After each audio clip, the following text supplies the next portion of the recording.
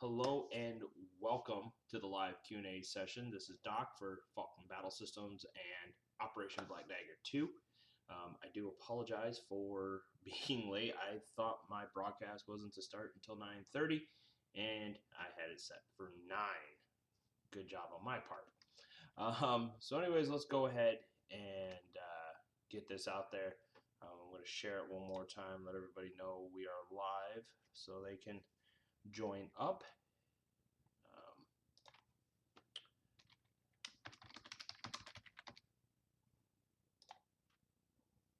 all right, so let's get right into the meat and potatoes of this right here. We're going to talk about Operation Black Dagger 2, the Hulistan Offensive. And let me go back to the original page here. This is our community page, so if you see postings coming out of this, this is where it is at. So um, what I want to do is first thing we're going to do is let's talk a little bit about vehicles. So we have two vehicles that we're going to be using. They can be purchased. They will be manned and driven by Black Ops Airsoft staff. So these vehicles will be out there, and there's some very simple rules to follow. And I think in doing this, if we follow these rules, you guys won't have any problems. So let's get right into it. So the first thing is we're going to talk about movement and shooting around vehicles. Okay, so vehicles have the right of way. Do not stand, walk, run, or move within 30 feet of any moving vehicle. Do not stand, walk, run, or move into the path of a vehicle. Okay, they have the right of way. They have to negotiate those pathways. So if you hear a vehicle coming, get out of its way. Let it do its thing. Um, the only exception to this, if you are in a building or bunker that is at least 3 feet high and you have a wall or the bunker itself between you and the vehicle. If the APC pulls up next to a building in, like, say, Connex Town, and you are inside that building, you do not have to leave that building. You are safe in that building. Same if it rolled and pulled up next to you in the fob. You don't have to get out of there, okay? Road obstructions may not be used, so don't put anything in front. Don't try to drag tree logs in front of these vehicles and block them off. The drivers have enough to worry about watching for those who could not follow the above rules. Do not place anything in their path or on the road. Under no circumstances may any player fire on the APC with BBs. Okay, remember, this is an APC. Your rounds wouldn't do anything to an armored vehicle, an armored personnel carrier.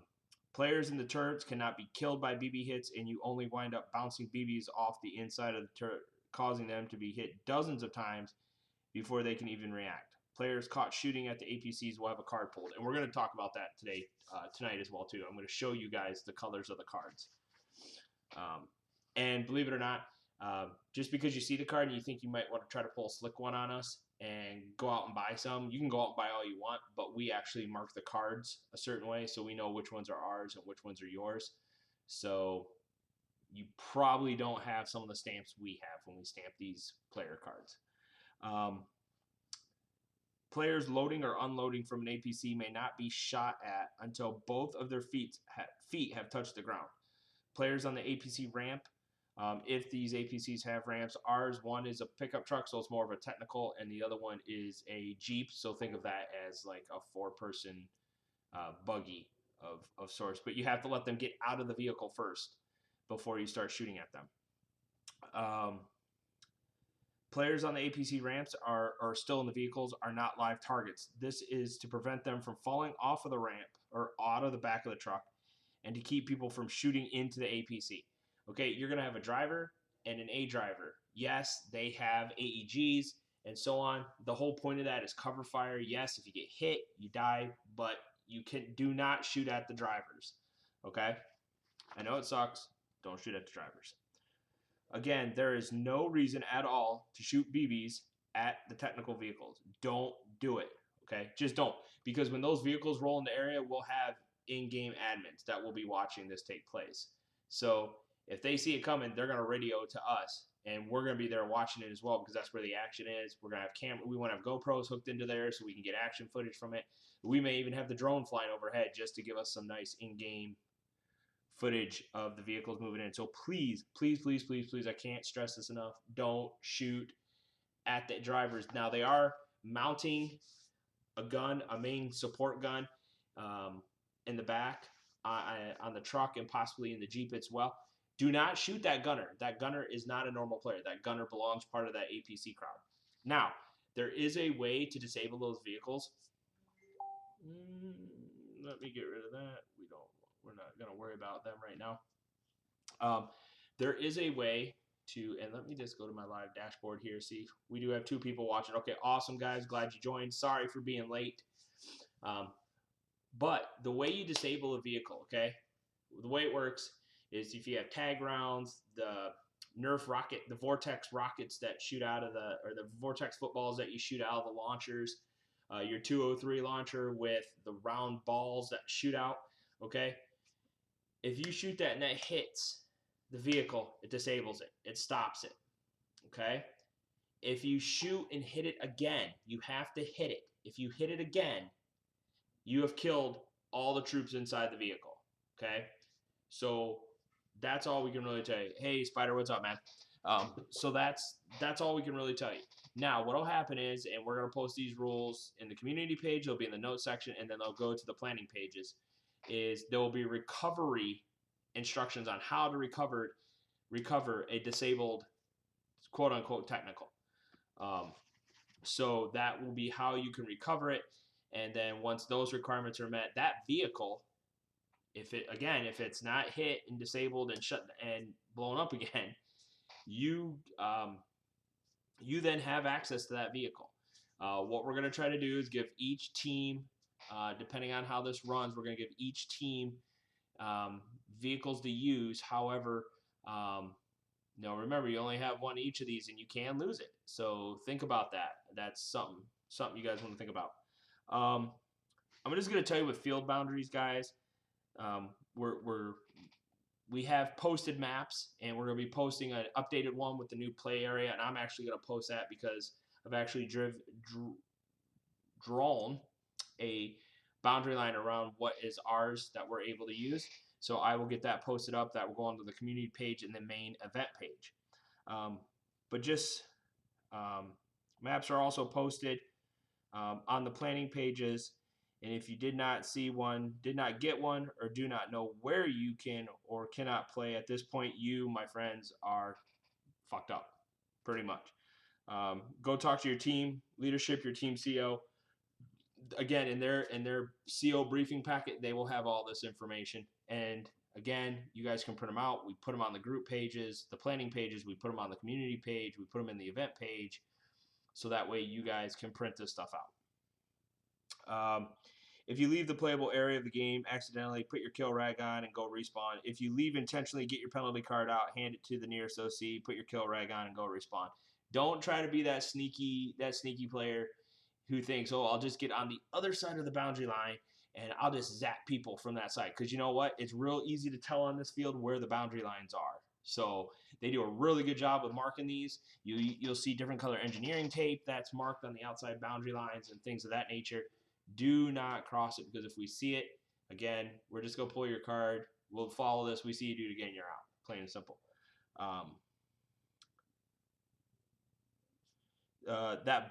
There's a bus that is in the middle of, that's between Connex City and the FOB. However those windows and doors are, that's how they are. If that bus gets hit by a 203, it kills everybody in that bus. So the bus is already disabled. It's not going anywhere. But if that bus gets hit by a 203 round, everybody inside there is dead. You wait your 5-minute bleed out time, then you go back and respawn. So, okay. So that's something to think about too. And again, we'll make sure we have this all written out, and we'll have this up on the page as well. Now you guys will know that they do have like a river. Not a fast-flowing river, it's more like a swamp, but it rolls through and literally cuts the field in half. We don't encourage people walking through there, but if a bridge gets blown out or something like that in the game, then you can walk through it if you want there. Just I'm going to forewarn you now, and you'll get this at the safety briefing. There's a lot of stumps, down trees that you can't see through there, and you are messing with turtles and snakes and stuff that live in that area as well. So just something to think about. During Black Gold up there, I have one of my squad, or no, Fragile Sovereignty. I actually had Hydra Squad there on my team. They actually went all the way back, got an objective, and brought it all the way back to the HQ, and they actually went through the swamp. But it's cold during that time in January. Not a whole lot out there crawling around and stuff to worry about. Again, I can't stress this enough, guys. Do not argue with us. Don't argue with the staff. Just don't. Because I'm going to tell you right now, when we're giving briefing, we're going to introduce who the blank firing squad is, and they are also in-game admins. So if they stop and they put on their admin hat and come up to you and say, hey, man, what you just did was wrong, I need to see one of your cards, don't argue with them. They're my in-game admins. They radio stuff to me. And because of the roles they're playing, they're all over the field, so that helps me out a lot. So, again, do not argue with us. If you argue with us, and I mean, literally, we'll give the opportunity. We understand you might be a little hot-headed, and we're going to say, okay, look, hey, calm down a little bit and talk. You start yelling and cussing at one of us, we're not going to waste any time. We're going to pull both your cards and out you go. We'll give you the opportunity to calm down, but after that, you're gone. We're not going to take abuse. There's parents out here playing with their kids, you know, sons and dads and sons and daughters and moms out there as well. We're not going to have that. That's if you want to have a pissing match with somebody, you do that on your own time. Don't do it with an event staff. And I will tell you, most of the event staff are probably going to be running GoPros for their own personal footage. So again, they will have cameras on them. So if you start acting stupid, more likely they're going to have it on video and they can bring it right to me. I will have a computer that I can, boom, watch it. Or a lot of these guys are running the GoPros that feed right to their phone, and they can have me watch the footage of what actually took place. So please don't argue with refs. Just don't do it.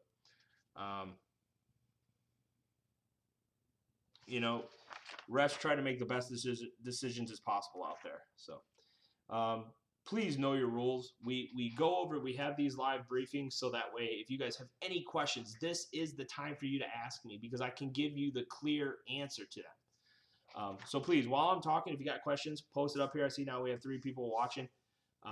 Please ask your questions now, and I can answer them because I'm watching. You guys are probably seeing it too. I'm watching it live, just like you guys are watching it live. You know, we've talked about hydration. You've probably seen the Doc's Corner videos on overhydration and dehydration. This is the time that you need to be drinking your gallon of water a day. You know, I'm probably not one to talk. I'm here enjoying a McDonald's soda. But before I go to bed tonight, I'll have 2 glasses of water to help push this through my system. And throughout the day, I drink about a gallon of water a day. So I'm keeping regularly hydrated.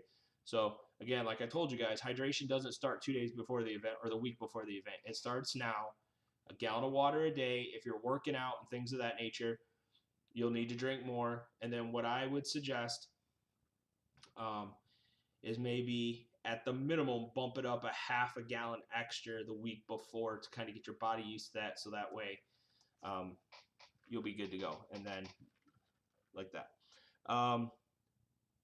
So goggles. Let's talk about goggles. We all know you got a full seal. Their insurance does not cover mesh goggles, so please don't let us find it. Now, I've seen some players that'll wear the mesh mask and then they'll wear their goggles over top of it. We don't have a problem with that. Hey, Chris, good to see you join. So if you're wearing that wire mesh mask, or you're wearing one of those really cool masks, like Evike has the Deathstroke mask, which I thought about buying just because I'm a huge Arrow fan, and it's got the stamped steel, I would still take a pair of goggles, approved goggles, and wear those over top of it. Why? I don't know, honestly, who's shooting what.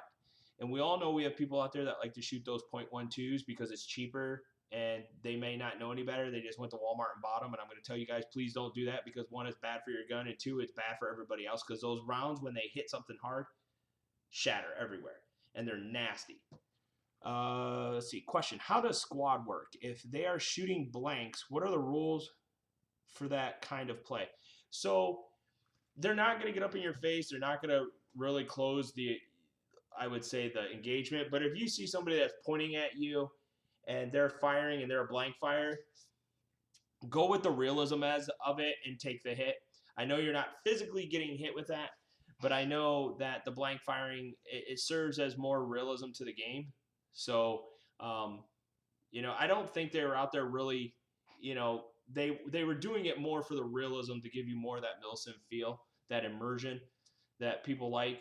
So again, I wouldn't play too much into it of getting shot, but if the blank firing guy is right beside a guy shooting an AEG or an HPA gun and they hit you, just take it and go with it.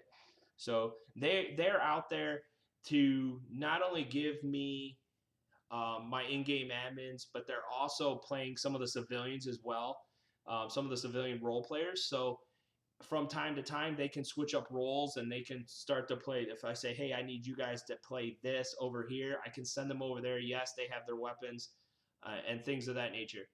But these guys have been vetted by the owner and the airsoft side management of Black Ops Airsoft. These guys were out at Black Gold, did a great job. They were very professional, very courteous, very respectful. These guys are well known. They are the field team. They're part of Hydra, which is the field team for Black Ops Airsoft, and the guys were just 100% cool. So, awesome, awesome, awesome guys. But when I was talking about goggles, please no wire mesh, and even the stamped steel, you can't do it. So I have what I do know that you can wear, because I know people will ask, is the Oakley M frames. Those are perfectly fine. I saw guys out, and those are approved. Those can be worn. If you are under 18, we're going to recommend full face cover, whether it's full steel goggles and a balaclava or a half iron mask, face shield. I know Red Wolf, or not Red Wolf, but Grey Wolf, Tactical probably have some of those out there with them, and I believe Black Ops sells them as well. So that's one thing you guys want to think about. So the staging area. So at this field, airsoft players have literally their own staging area just on the other sides of the mounds. And I'll show you guys that when I show you the, the pictures that we went over that I posted on the community page. But I will show you that. But there is a really nice covered area for the airsoft players. Real nice picnic tables and everything. They got power out there. So more likely the vendors will be plugged into power. I know I'll have power. I'll be plugged into power. I'll have a surge protector with me, and that way we can have power to charge our stuff. You can do battery charges and things of that nature there as well too. There is no shooting when you come up into that area. Mags out. They're not real strict on the whole barrel blocking device like a barrel sock or a barrel condom that the paintballers have, but I would highly recommend that if you guys have them, please use them. It's just an extra bit of safety in that area. When you get done with chronograph, pull that mag out, do the couple quick 1 to 3 shots, or was it 3 to 5 shots, clear your barrel out, put your weapon on safe, and even go one step further is if it's easy for you to get to, just disconnect your battery, or in the case of the HPA guns, just pop your line. So we want to make sure that safety is paramount. So again, in that area, there is to be no mags in your weapons. There's to be no shooting, no dry firing. I mean, honestly, we will hear dry firing, and the reason why I say that is because it is a staging area where some players will actually come up there with their gear, plug everything in, and then go. And they'll leave their gear up there because that is the staging area. So the only safe guns are the ones that are in a holster. So if you have a pistol, you will not have to pull your mag out, but please holster your pistol. And then again, if your rifle have the mag out and a barrel blocking device, and this includes launchers, shotguns, pistols, rifles, any other weapon, it's unloaded or there is no battery in, are not an excuse. Especially with the shotguns, especially the gas-powered shells, just pop the shell out. If there's no shells in it, just wait till you head back out to the field and you can go ahead and load it back up. Safety is paramount. You guys all know your MEDs for your different classes. for your rifle, your AEG is shooting under a certain joule limit, and we'll go over that as well here too. There is no MED if you're a DMR or a support gunner. You have a 50-foot MED, and then if you're bolt action, you fall into the realm of a 100-foot MED. But there is no bang rules here. So you go in that building, you can throw your bang grenade in there. That actually gives the simulation of an actual grenade. And I believe they have that set up as a 10-foot radius. And they'll go over that as well when it comes to grenades. There is no parlay, so that's done. If you are shooting from an elevated position, you cannot break an angle greater than 45 degrees. So if you're up in that 40-foot tower and there's people up against the tower, you can't go straight down and shoot at them. You broke the 45 degree. So at that point, it's all about safety because not everybody wears a helmet. Not everybody's wearing a hat on their head. And from that distance, gravity works with you, and you're probably going to embed a BB into them. So we don't want that. No physical contact whatsoever. Is a DMR 762 dedicated, or an SPR can be considered a DMR? A DMR, a true to life DMR, that particular rifle. When you say DMR, you're saying designated marksman rifle or riflemen. But when you look at that, you're looking at, your SR-25 would be a good one. Your Mark 11. That's when I look at a DMR. So if you looked at Chris Kyle's, I believe it was a Mark 11, his full stock, full length M16 that was built out, that could be flipped to a DMR because the fact that he still had full auto, but we don't have any full auto on the field. So a DMR 762 dedicated, an SPR would fall in the line of the DMR, and especially based upon your FPS or your joule rating, that will classify your rifle as such. True sniper weapons only have semi-auto. So your SR-25 only has semi-auto. There's no full auto on that gun, on the AEG version of it. So, and there's only, and I'm going to tell you guys right now, and I got to post this up as well. How can you have FPS at 365 with a 3.0 and a joule rating? I think our joule rating is 1.65. Let me get into my notes.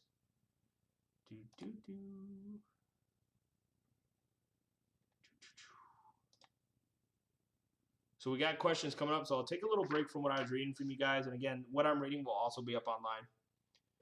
So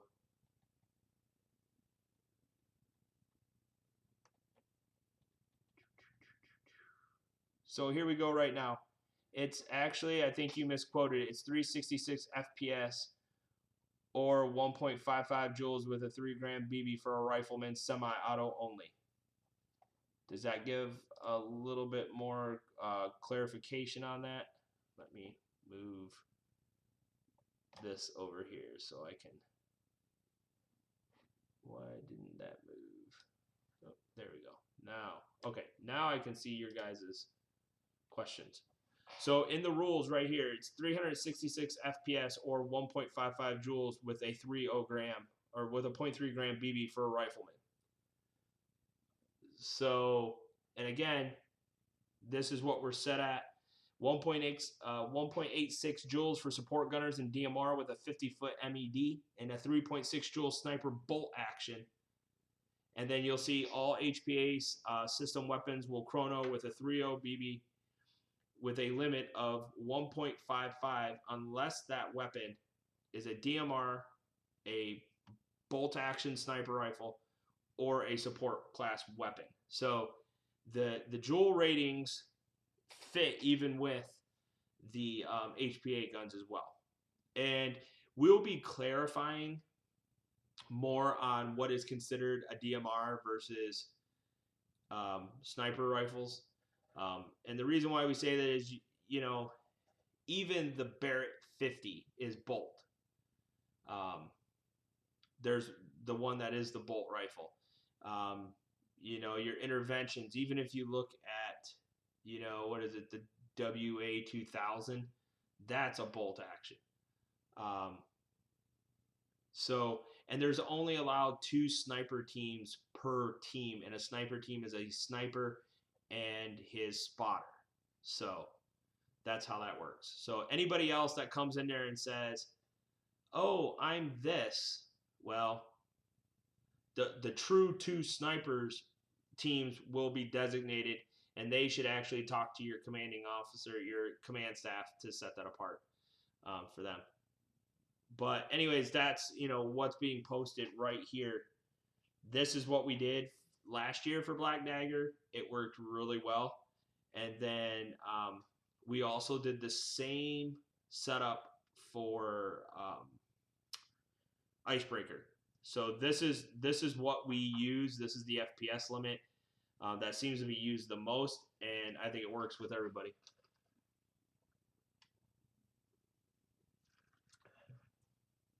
Yeah, that's perfectly fine with your uppers, Dion.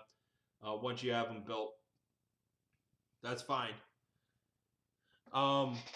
Just when you go to switch them out, you will have to run back through Chrono again just to make sure you're within one of these 2 limits. I mean, if you're below 1.55 joules, then you're good. Spider, did that answer your question regarding the FPS?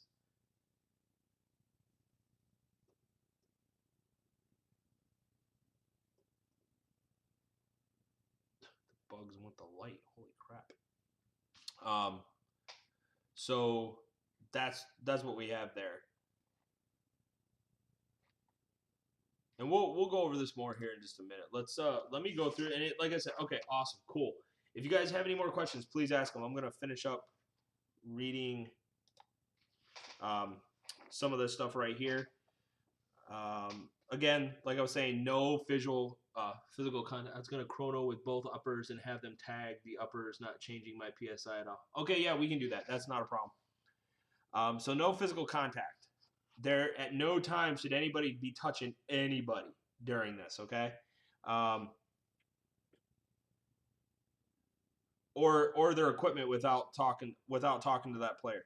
If you need to search a role player, get within arm's reach of them and say, "I'm searching you." Players or role players being searched must tell you any and all weapons on their person. Okay? So they got to say, "Yeah, I have this pistol, this launcher."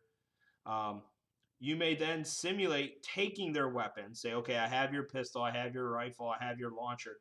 Do not actually take their weapons. Players who have their weapons simulated to be taken away will retain the physical weapon, but may not use it until they have broken all contact, including line of sight, with team that searched them. Okay? I know. You guys can do that. You guys can do that all Friday night you guys want. You can touch each other all you want. Shooting through cover. There is no shooting at or through the cracks between boards or any structures. Okay? Don't try to put the barrel of your rifle up to a crack between 2 boards and get people like that. There's not a whole lot of those in this area. So this includes any of the walls that you see, but you guys are not allowed to shoot through those. So please don't. We went through that. Okay, so here's something as well. Do not ask any of the staff for game mechanic information, location of items, places, people, respawn points, who controls the APC, etc. Most of the field staff will not. 1, they won't share that information, and 2, they don't have it. The only people that truly know this information are going to be the head admins, where all the field admins might do is just report it back that, hey, the APC got taken, and then we just write it. Well, what APC?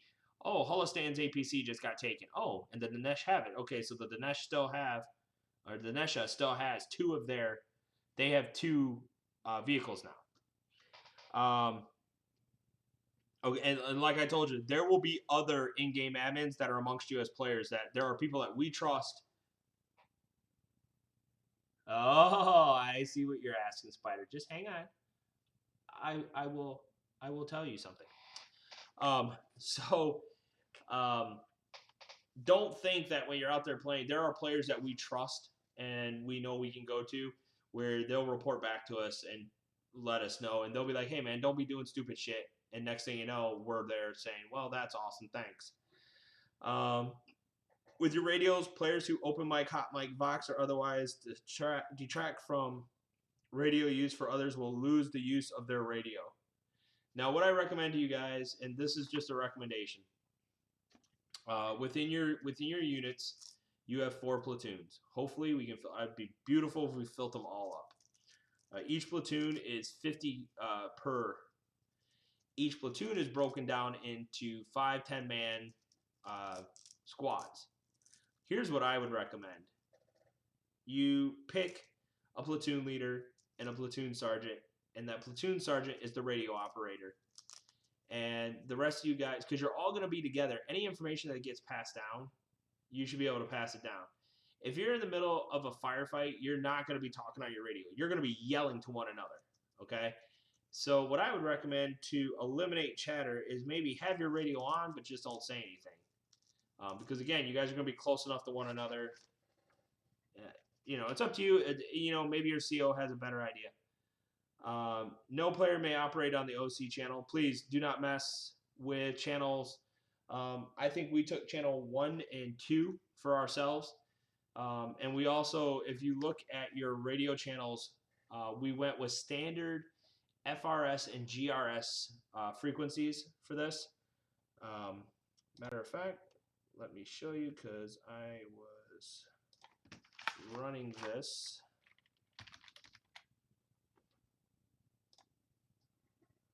So Chirp is the application that I use and most of you guys use probably to program your Ballfang radios. So let me.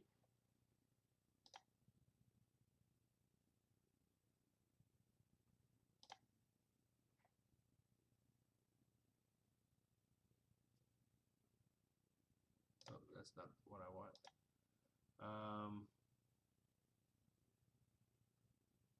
So there's a thing in Chirp called open stock, and so what we did was the admin staff took channels 1 and 2, okay?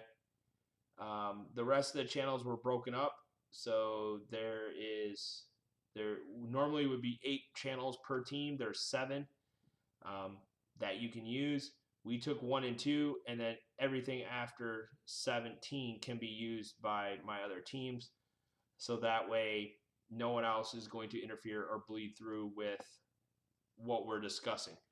So channels to operate on are FRS and GRS channels 3 through 16. Those are the proper operating channels. And again, COs, you will have that channel card in your CO packet, so that way you know exactly what channels you have as well, and you can pass that information out to your players. All right. So you guys heard me talk about there is a new game-long standard objective that is out there called Intel Pods. And basically, the way it works is we all know that there were UAVs flying around during Black Dagger, Operation Black Dagger, and these UAVs have still been in service because the United Nations, NATO, and both operating forces have been keeping an eye on one another, and every so often these UAVs have the ability to drop intel pods.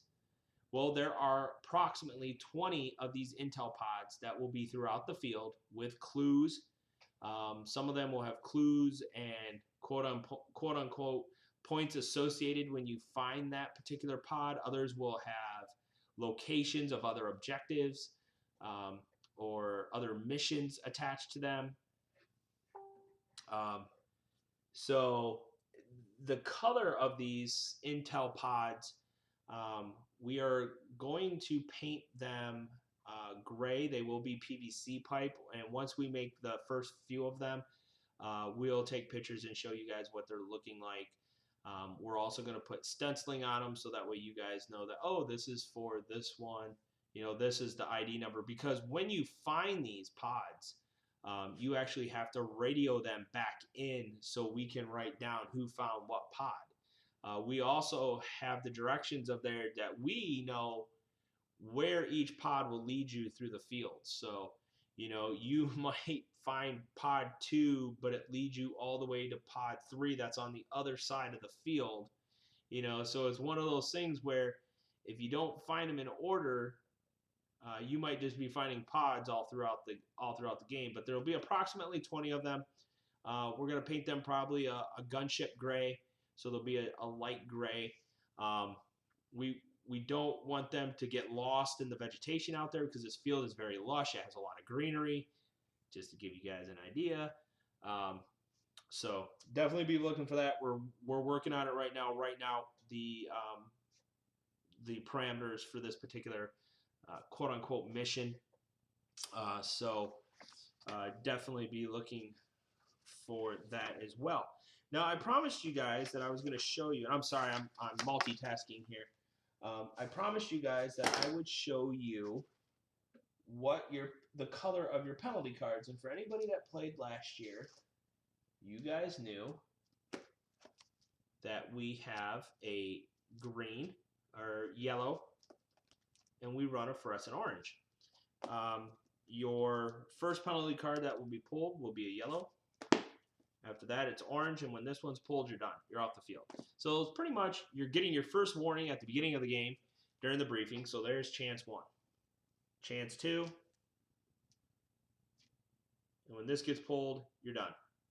So you get us warning you. You get another chance, and then once this, you're done. So don't come crying to us. Don't come yelling. The fastest way to get one of those pulled is arguing with an OC. Because they will go and say, give me your yellow card. It's kind of like in soccer. We'll start with the yellow card first, but then if you keep on, we'll go to the orange card. All I can tell you guys is with this field, there has been so many changes, and they're all changes for the better. You guys saw that the airfield is being built. They've built more bridges, okay, which is awesome. That helps with mobility, getting back and forth on both sides of the field. They are constantly building that field up. Like I said, from what I filmed and saw when I was there for Black Gold, it has already completely changed.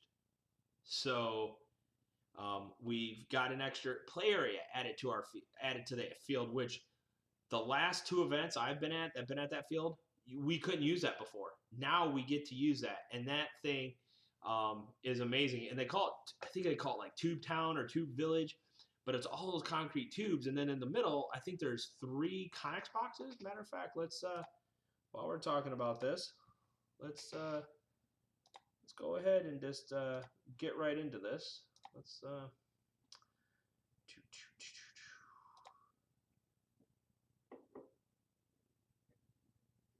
We'll go right into our photos because, hey, we like photos. And as you guys can see, we've got some pretty awesome sponsors. We got a sponsor all the way from Spain. TS Blades, they make, I guess you could say, training knives, kind of like Cold Steel. And we reached out to them, and they are going to be sending us some patches, some swag. They're going to send us some of their different blades that we can give out for the raffle. So a company all the way from Spain is one of our sponsors. So I'm going to have to make a new cover photo and make all these icons a lot smaller so I can add all our sponsors into this. So let's go ahead and look at field pictures because I'm showing you guys this, and I'm sure these pictures are already outdated.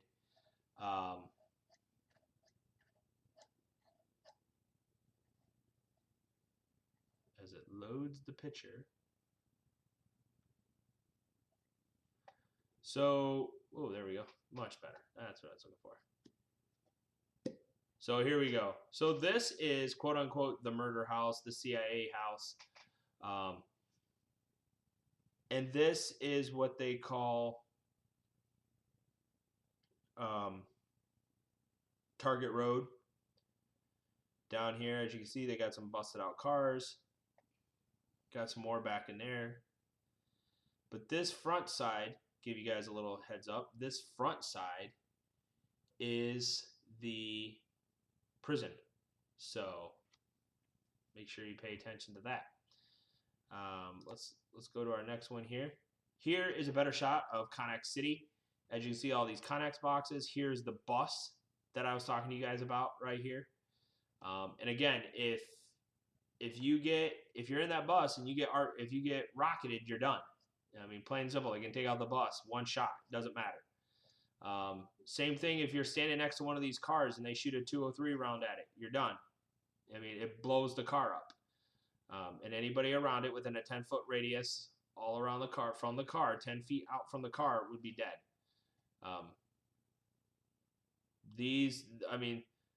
Back over here, there's another little village. But this is a nice overshot of Connex Town or Connex City. And now you have a good shot of the ruin or of the fob. So as you can see here, here's Connex Village. You have this road that runs right here, and here is the fob. You got a fire truck over there, not sure what that is. Over here is the ruins. Here's a nice little overhead shot again of Connex City. Another shot of Connex City. And here it is. This is Tube Town, okay? See this stream? This is that river or stream that runs all through this field here. And it literally, the way it runs, splits the field in half. But this is the first time we've ever been given permission to use this field in play. So again, I mean, you look at all the different points where they can set up and move to attack this. But then again, you have these 3 Connex boxes right here. Very cool setup. And this adds a whole nother dynamic into the field. So be ready for this one. Here is what the airfield looked like back on May 30th. And I'm sure by now, if they've been out there and it hasn't been pouring down raining on them, they've probably made some more changes to this as well. Another shot of Connex City. It looks like this is coming from the side of the fob. So if you're in the tower and you're looking out, you know, you would see it. And here's a nice shot of the fob right here. This is part of Connex City. This is always a fun area because you can actually come out of the backside of the fob, work your way all the way through here. Either come through this Connex or come down this side, and there's a little path right here that allows you to set up. It's quite nice.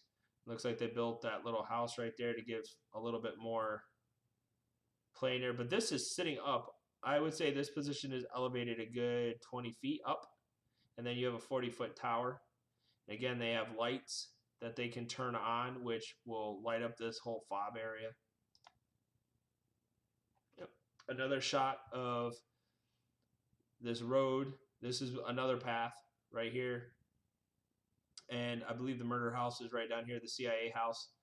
And as you can see, it's kind of like a 4 corners. So, and you have Connex City over here, and then your fob, and then the ruins are behind it. Here is a map overlay of the field. So when I was telling you guys about the covered area, yes, you can play in the water if you want. I have no problem if you want to play in the water. Like I told you, though, you're going to be dealing with a little bit of, you know, there are fallen trees that are underneath there, tree stumps. So, you know, take mind in that. But if you want to play in the water, that's perfectly fine. I don't have a problem with you guys playing in the water. But this area right here is known as the mounds. This all over here, you have Fisherman's Village. And if you see, as you guys are looking right here, there's like 2 streams that come through this. So you have this one right here that cuts right through the middle of the field. You can see it right there. that cuts through the middle of the field. How is the water? Water, moccasins, anything? Okay, so the last time I was there, during Fragile Sovereignty, it was cold. It was January. I didn't see anything. And then, was it March? Or March, April? Maybe it was March when I was there for Black Gold. Um, it wasn't bad either. But, you know, again, you're in the summertime. Who knows? When we played,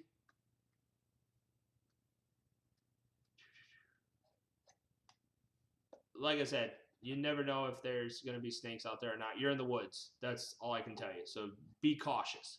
That's what I can say to you. But again, as you look at this picture, here is where one of those streams or waterways cut across the field. I was told they built another bridge like here. So now there is 4 bridges or 5 bridges now that go across. Here is the staging area for players.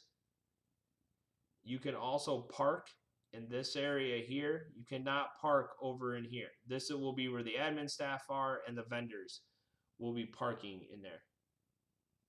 I could not tell you which snakes. The only thing I can tell you is look up snakes from North Carolina, or which snakes are popular in North Carolina. You know, I couldn't tell you. I know there's rattlesnakes down here, copperheads. I'm sure there's water moccasins. There's king snakes, but they eat every other snake. You know, so I'm sure there is. Yeah, exactly. Just you got to remember, you're in nature's backyard pretty much. This was all woodland before they went in there and did what they started doing. So just take in mind of that. That's all we can really tell you. They've been playing airsoft games out here for quite a while. So, and to my knowledge, I haven't heard of anybody getting bit by a snake or anybody seeing a snake while they're out there. Just be cautious. Just remember your surroundings. Here is there's your murder village or your kill house, your CIA kill house. So you can see this path right here that leads down to Target Alley or Target Lane, they call it. There's your airfield, Fisherman's Village, which comes right up next to that stream, and the two main bridges. You have Connex City, which spans all of this. Then you have the fob, you have the ruins, and now you'll be able to play into this here. So I believe the way the cutoff is going to work, if I'm correct, is it will come out and go down to here, because this is paintball. This is their 2-speed fields. And this will be being used on Friday and Saturday. So, and probably Sunday too. But this will be the first time that we've actually kicked them out of all of this, which I believe we have this now and this. I think these 2 fields are connected. So they can't allow us to play here and have paintballers over here. It wouldn't make sense. So as you can see, the player line goes down, cuts across. This is camping right here. We're going to try to get a porta-john or 2 down there. There is a porta-john up here. But as you can see, we've got fields all around us. So this is the main field.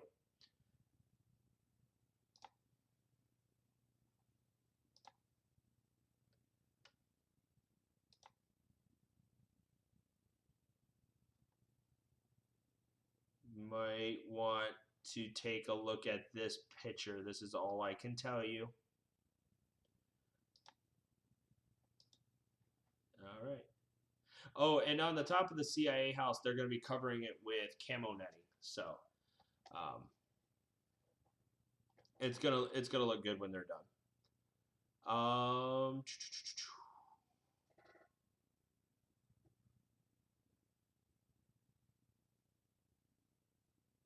right. So that's what we have going on right now. Are there any other questions? I know we started a little late, and I do apologize for that. I thought the broadcast wasn't until 9:30.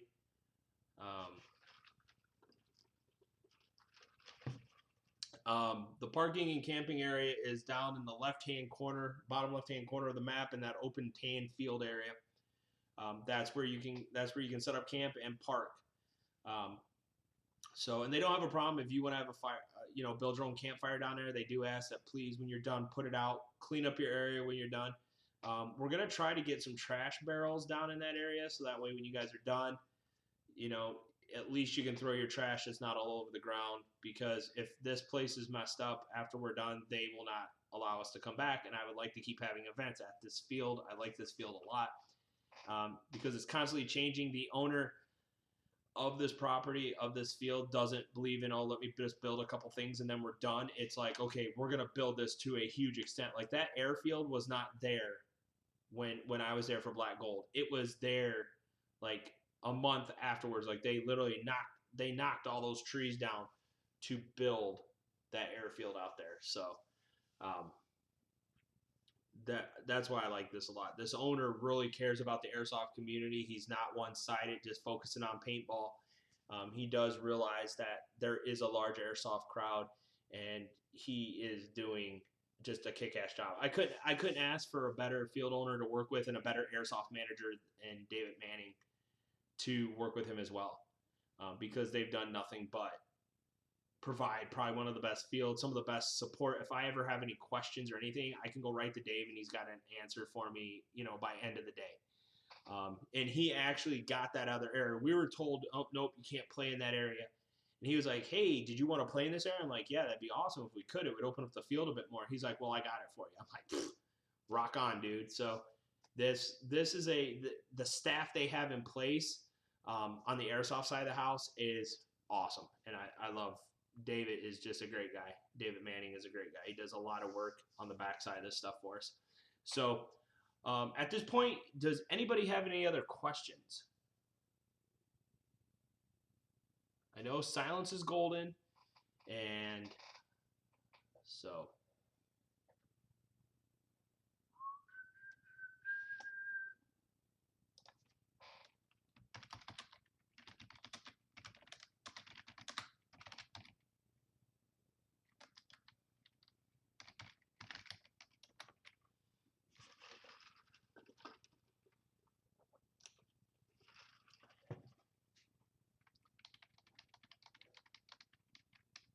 Oh, one thing I do want to show while people are thinking, and we have 50 of these, and we will be selling them too on the day of the game, is these are your HPA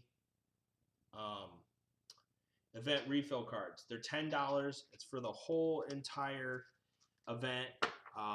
It covers all your tank refills.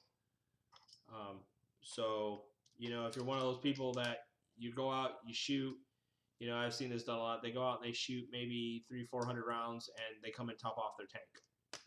Here you go, right here. Not everybody runs a Wraith stock. So having this ability, buying that card, it actually will save you money. And Grey Wolf Tactical Combat will be bringing out their tanks to do refills out there in the field from their booth. So definitely check them out. I'm good. I just like the sound of your voice. Why, thank you, Spider. Rock on, dude. For this event, we went further than we did last year. Last year, we had a 16-acre field. It was the first time we put on, an in-depth mill sim. And we came away from that field, from that event, with some lessons learned. And now we have a much larger AO that is constantly getting bigger. And they're always doing more things, changing. Like, literally, I mentioned when I was at Black Gold, like, man, it would be awesome if you guys had vehicles. And literally a month and a half later, they're like, hey, check this out. This is one of the vehicles. And I was like, wow, that's awesome. I mean, literally, they are Black Ops Airsoft in Fayetteville is literally just raising the bar for this. Now, granted, we don't have helicopters to do gun runs with and things of that nature. Maybe a couple years down the road, we're able to get something like that. But we feel for those that want a mixture of everything, this really provides it. We're going to have a great the night portion of the game on Saturday is going to be awesome. And here's why I say it's going to be that. not only have you been in the field by that time you figure we'll kick off the night game at 7. Okay, so figuring that you've been in the field since 10 a.m. on Saturday, the night portion and the night missions when your CO will actually get a dedicated batch of missions um, for the night game that will still play into what's been going on and such. You're gonna be tired. You might be a little sore, but it's really gonna push you to fight past your fatigue and give you the ability to play at night. We're gonna do things out there in the field, like we're gonna have burn barrels out there that'll be lit to give off some light around certain areas. We're looking at using flare guns to help direct players to certain points on the field to keep it moving, keep everything interesting. And playing at night gives a whole nother feel. We're gonna try to do our best. We'll make sure we mark things like where the bridges are, so that way you guys will know where that stuff at. We might put a burn barrel in the middle of the bridge, so oh hey, there's water over here. Or we'll take glow sticks and place them down the side, so you guys realize that, oh shit, we're on a bridge. So just like I said, yeah, people are going to be dragging ass. The whole point of Saturday is to really, really get you into the feel of the game. The fact of the matter is, when you go out to your HQ, where you're starting at, you're bringing your ammo with you. You're bringing your extra batteries with you. You're bringing your water. You're bringing, that kind of stuff, so you have extra guns out on the field with you. So if a gun goes down, you don't, I got to go back to my truck. No, now you actually got to pull yourself out of the firefight and go back to your HQ. And then, when you come in after that night at midnight, you're just going to be like, dear God, I got to do this again. But it's going to give you that experience. We want you guys to experience this because our next goal, we want Black Dagger 3. And we haven't even had 2, and I'm already starting to talk about 3, where we're looking at 3 being a full 36-hour event, to where it is, if you want to sleep, we'll have dedicated HQs that we will try to, what we'll do is we'll give them, quote unquote, they'll be protected so no one can come in and invade your HQ. Your COs will have to decide when squads can come in and rest, that kind of stuff. Or if you come in and say, man, I'm exhausted, I'm going to sleep right now, just remember, you just pulled yourself off the line, and we're going to go that full route. We're going to try to go a full 36 hours. But we want to do this first. We want to see how you guys react to and play through your first day in the field, 14 plus hours of being out there. Yes, I know it's in the summertime. Yes, we know it's going to be hot. But again, you want that military simulation, and you want that real feel of what, if you've never been in the service and you don't want to know what it's like when you get deployed to Iraq or Afghanistan, that's in the desert, and when temperatures reach 115 degrees, you're kind of getting a little bit of that feeling. You're feeling what those guys feel like when they go out on patrol, and they're out on patrol all day, and they don't come back until 10, 11 o'clock at night, but they stepped off at 6 in the morning to go out and do their patrol. So again, these are things to think about. And we're hoping that as more players get involved with this, and I know that's probably what scared off a couple of people. It's like, dear God, 14 hours, are you serious? Yes. And your second day, I think we have it broke down. We get you back out into the field in your starting positions where you left off at the night game at 9, and you're out in the field until 4. So we'll call I believe it's Index at 4:30, and then we do our raffle, our after actions. We try to have everybody, and it never works. People leave the field late. I mean, everybody's talking and stuff like that. It always happens. But we want to get everybody back on the road and off the field at a decent hour. So at least if you're going from some place long, like I'll give you an idea. Grey Wolf Tactical, they're coming from Florida. That's quite a drive. For me, it's 4 hours to go to North Carolina, where I'm at. I'm 2 hours from Jacksonville, Florida. I've got players coming out of Florida. coming to this event. So, you know, I'm definitely going to be. I'm taking that Friday off so I can get to the field and get the gates opened at noon for registration. But I'm also probably going to be taking that following Monday off so I can recover, and I don't, you know, if I don't get off the field until 11, 10 o'clock, I'll find a hotel room for the night, just because of the fact that there's no way I'm going to drive home 4 hours when I'm exhausted. So we have some surprises for you guys. You know, we're not giving everything out. We're not laying everything out on the line for you. There's still a lot of stuff that we haven't even given you guys for this event. So a lot of hidden secrets. You know, we want to show you the field. This is a very, I don't want to say it's a new field, but it's a very limited use field. It hasn't gotten a whole lot of spotlight. Again, I didn't know anything about this field until January this year for Fragile Sovereignty too. And so I was like, wow, this is an amazing field. You know, and I went out there just as a sponsor vendor and played and was the Greenside CO and ran my tent as well. And I had a blast. I mean, it was a great event. It's a great field. And so, you know, this led me to saying, hey, I want Black Dagger here. And then on top of that, I went out to Operation Black Gold, where I was more of just a vendor. And I sponsored the event as well. And I just had a blast. You know, it's a great field. And like I said, they are always changing stuff. That field is never staying the same. It's constant change all the time. So you guys are going to have a blast. Like I said, you know, and I will tell you this, the Dinesh army right now is outnumbering the Hulistan army by quite a bit. So I need my Greenside Warriors need to start signing up and getting things taken care of so we can have a good event. And again, like I said, if you're a veteran of the series, we do have a code on Ticket Bud when you go to place your order or go to buy your ticket. Just reach out to me, and we'll send you the code. We do know who the veterans are. We have our list from last year. And someone says, "Oh yeah, I showed up at Black Dagger last year," and I go through the list and really, did you buy someone's ticket? Because I don't see you here. I don't see you on the roster.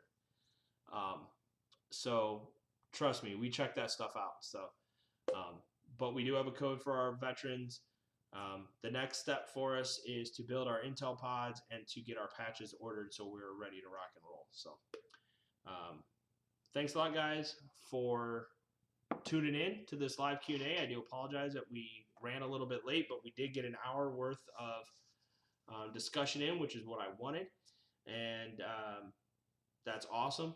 The next time you will see me and hear my lovely voice will be this Sunday for the Falcon Flyby. Again, we're going to be talking about all the airsoft events going on in the region, in the country, and then we're also going to talk about Kydex. We're going to talk about other things that are just in the airsoft community, plain and simple. And of course, we always talk more about Black Dagger. You know, kind of partial to that. That's my baby. And just keep up with our page, the community page. You can search for it, Operation Black Dagger 2, the Hulistan Offensive. You can also find the event that way. Please share it out. This is a great event. It's a great field. They deserve our support. And I love seeing these fields like this grow and get bigger and do more things to where they can be used for any sort of game, any sort of play, any skill level. And that's one thing that's great about Black Dagger 2 and the events we put on is they're meant for that new player coming in who's never played a Milsim event ever and wants to get a taste of what it's like, so that way they're more prepared for the national events, and this will do it right here. So I want to thank everybody. Thank you for tuning in and being part of this live Q&A session. We will have this up on YouTube, and then we'll share the links out to our planning pages, our community page, and we'll share it out as well on the Falcon Battle Systems Facebook page. Please share this video as well. Let players know if they have any questions whatsoever. Leave the questions down in the comments on these videos, and we will answer them as soon as we get the notification, because we're always checking our page. Please subscribe to the Falcon Battle Systems YouTube page. Click that little bell so you know when new videos are coming on. And please, if you like our videos, give them a like as well. We're trying to get to 150 subscribers to our channel, and when we do, we'll be doing a huge giveaway We're going to do a Max Expedition gear sling bag, and then we have a bunch of really cool stuff that we got from our battle boxes that we're going to pack into that bag, as well as a few Falcon Battle Systems products as well once we hit that subscriber level. So again, thanks a lot, guys. Glad you guys tuned in. This is Doc for Falcon Battle Systems and the Falcon Flyby, and there's so many ands, and Doc's Corner, and last but not least, Black Dagger 2, the Hulistan Offensive. Thanks a lot, guys. Have a great night. Have a great rest of your week. I'll see you Sunday at 8:30 Eastern Time, p.m. here on the Falcon Battle Systems channel. Take care. Have a great night. Doc out.